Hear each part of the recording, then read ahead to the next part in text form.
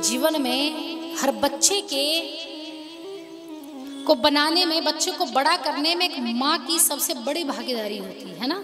माँ का सबसे बड़ा योगदान होता है।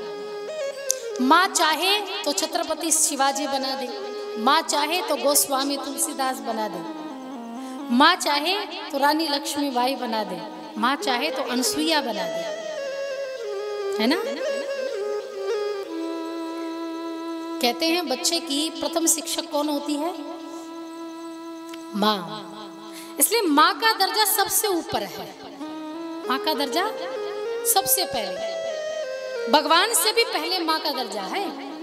और सामान्य धर्म भी यही कहता है कि सबसे पहले माता पिता के चरणों का स्पर्श करो, आपको भगवान ढूंढने की जरूरत नहीं पड़ेगी।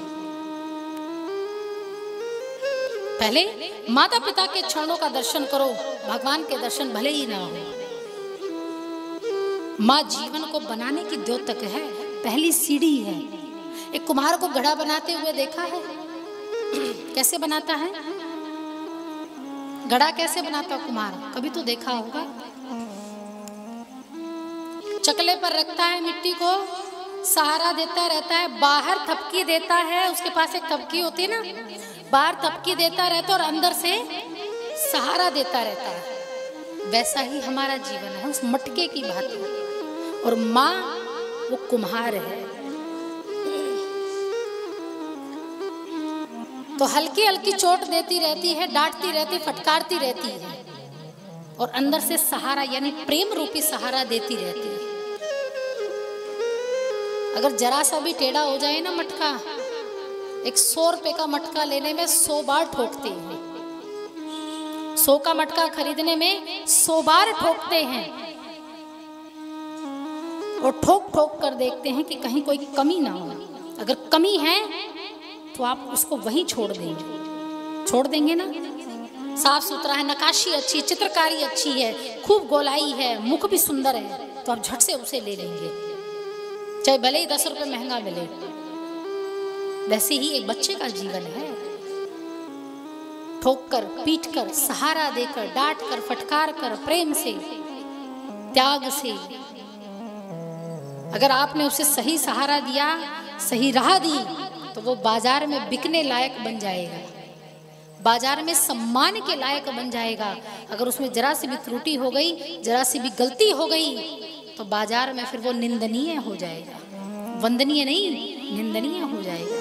फिर उससे कोई पूछने वाला नहीं है। वैसे एक बच्चे का भविष्य तैयार करती है एक माँ। अद्भुत है माँ का चरित्र, अद्भुत है एक नारी का चरित्र। पिता एक छत है तो नारी स्तंभ है।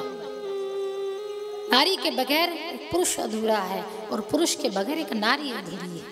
तो दोनों का दायित्व है उस संतान को आगे भविष्य की नींव रखने का। हर किसी को माँ मिली है, हर कोई माँ के गर्भ से आया है। और देखिए, माँ को कभी भी कुछ सीखने की आवश्यकता नहीं पड़ती।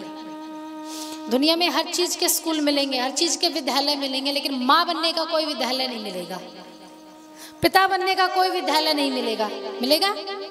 किसी ने कोई स्कूल खोला हो कि चलो तुम्हें पिता बनना सिखाते हैं, तुम्हें माँ बनना सिखाते हैं? नहीं। जब ब्याह कर आती है एक नारी, एक स्त्री घर में, तो वो अपने रिश्तेदार, अपने घर परिवार में पति, देवरानी, जेठानी, नंद, सास, ससुर सबका वहन करती है।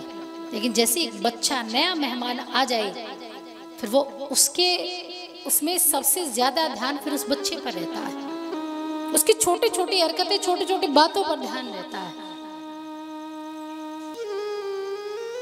एक नया जीवन उस महिला को मिल जाता है जैसे एक बच्चा उसके जीवन में आता है। स्वतः ही भगवान की लीला देखिए, स्वतः ही स्तनों में दूध की धारा बहने लगती है, आंचल में दूध की धारा बहने लगती है। अद्भुत है भगवान की ये शक्ति, ये चमत्कार। जब तक खुद का संतान नहीं होती, दूसरा का बच्चे ने अगर मलिनता कर दी तो आप साफ नहीं करेगी। कोई कह दे कि पड़ोसी का बच्चा हो कभी उसका थोड़ा साफ सफाई करें, मैं क्यों करूं, मैं क्या इसकी माँ हूं? जो इसकी माँ है वो करेगी। लेकिन जैसे ही अपनी संतान गोदी में आई फिर उसे कोई घृणा नहीं आती है। आती है फिर घृणा, दूसरे के बच्चे पर घृणा आती, लेकिन जब अपना बच्चा आ जाए तो घृणा समाप्त हो जाती, वात्सल्यता आ जाती, ममता आ जाती। तो ममता स्वयं पैदा हुई, ना कि हमें कहीं से खरीदनी पड़ी, लेनी पड़ी, किसी से पूछना पड़ा कि प्रेम बच्चे को कैसे करना है।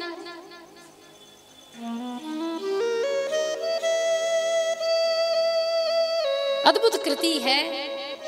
और माँ में ही इतना सामर्थ्य है कि 9 महीने तक बच्चे को गर्भ में रखे, दर्द सहे, कष्ट सहे, फिर भी उफ तक ना कहे।